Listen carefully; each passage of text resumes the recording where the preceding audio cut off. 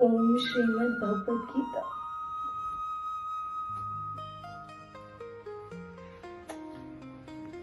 सभी को नमस्ते।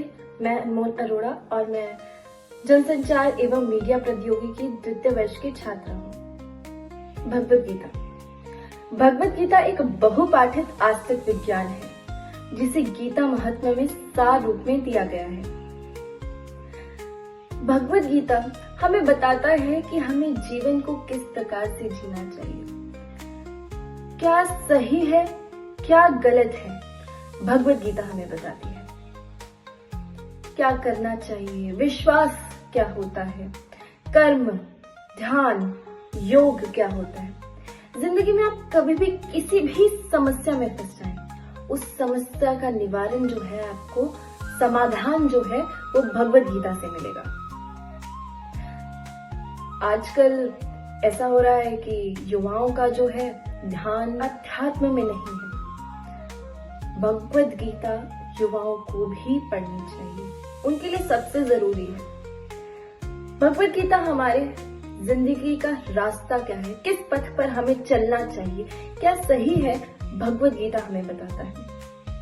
अगर आप निस्वार्थ भाव से भगवद गीता पढ़ते हैं ना, आपको वेदों और शास्त्रों का ज्ञान हो जाता है। अगर आप निस्वार्थ भाव से भगवद गीता पढ़ते हैं। भगवद गीता का प्रथम श्लोक, धृतराष्ट्र उवाच धर्म क्षेत्रे कुरुक्षेत्रे समवेतायुयुत्सवः मामकाः पाण्डवाश्चैव किमकुर्वत संजय। धृतराष्ट्र ने संजय से कहा, हे संजय, युद्ध की इच्छा से एकत्र हुए मेरे तथा पांडव के पुत्रों में क्या हुआ। तात्पर्य, धर्म के क्षेत्र कुरुक्षेत्र। धृतराष्ट्र ये जानता था कि स्वर्ग में भी कुरुक्षेत्र को एक पवित्र धरा माना गया है, जिस वजह से वो संदिग्ध था कि उसके और उसके भाई के जो पुत्र हैं वो किसी भी प्रकार का समझौता ना करें किसी भी पवित्र स्थान, इस पवित्र स्थान के प्रभाव में आकर। और उसे एक भय था कि पांडवों के पक्ष में स्वयं भगवान श्री कृष्ण थे। इसीलिए वह स्थिति समझना चाहता था कि युद्ध में अभी क्या चल रहा है, युद्ध में क्या हुआ। इसी वजह से उसने बोला कि युद्ध में क्या हुआ। और इससे धृतराष्ट्र की विनिष्ट मनःस्थिति भी समझी जा सकती है। उसने अपने पुत्रों को तो कुरु कहा, जो कुरु वंश है उसमें ही धृतराष्ट्र और उसके छोटे भाई पांडव का जो है पांडु का जन्म हुआ।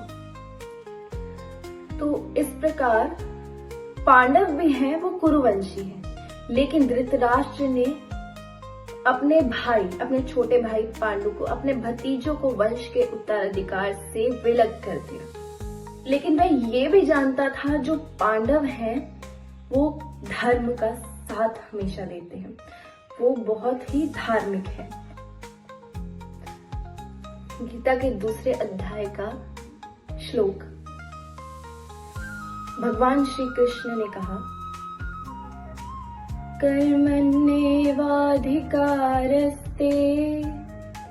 मा फलेषु कदाचन मा कर्मफल हेतुर्भुर् मा ते संगोत्सुकर्मणि। इस श्लोक का अर्थ ये है कि कर्म करने का अधिकार हम सभी को है, लेकिन कर्म का जो फल पाने का अधिकार वो हमें नहीं है। हम उसके बारे में नहीं सोच सकते। हमें सिर्फ कर्म करना चाहिए, ना कि उसके फल के बारे में सोचना चाहिए।